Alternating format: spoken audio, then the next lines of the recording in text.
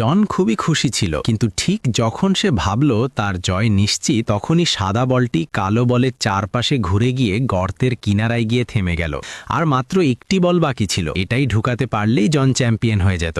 কিন্তু এই গুরুত্বপূর্ণ মুহূর্তেই তার সামনে বিলিয়ার্ডসের সবচেয়ে কঠিন সমস্যা এসে দাঁড়ালো। সমাধান খুঁজতে জন টেবিলের প্রতিটি কোণ ভালো করে পরীক্ষা করতে শুরু করলো। সে কোনো অংশই বাদ দিল না, কিন্তু অনেক খোঁজাখুঁজির পরও সে বুঝতে পারছিল না কোথা থেকে শুরু করবে।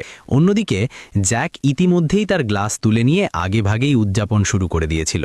এমনকি জনের সমর্থকরাও ধরে নিয়েছিল যে খেলা শেষ। তারা ধীরে ধীরে টেবিল ছেড়ে চলে যেতে শুরু করলো। ঠিক তখনই হঠাৎ জন নিজের জায়গায় দাঁড়িয়ে ওয়ার্ম আপ করতে শুরু করলো। তারপর সে দর্শকদের সামনে নিজের দক্ষতা দেখাতে লাগলো, এমনকি এক ভুলে যাওয়া পুরনো টেকনিকও।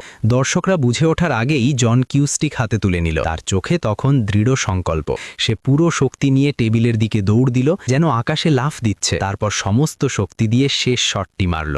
দর্শকরা নিজেদের চোখকেও বিশ্বাস করতে পারছিল না। সাদা বলটি নিখুঁতভাবে ঘুরে টেবিলের ওপর 360 ডিগ্রি ঘুরে গেল এবং শেষে গোলাপি বলটিকে একেবারে সঠিকভাবে গর্তে ঢুকিয়ে দিল। এই শট ছিল একেবারে অনন্য, এমন কিছু আগে কখনো দেখা যায়নি, আর হয়তো ভবিষ্যতেও দেখা যাবে না।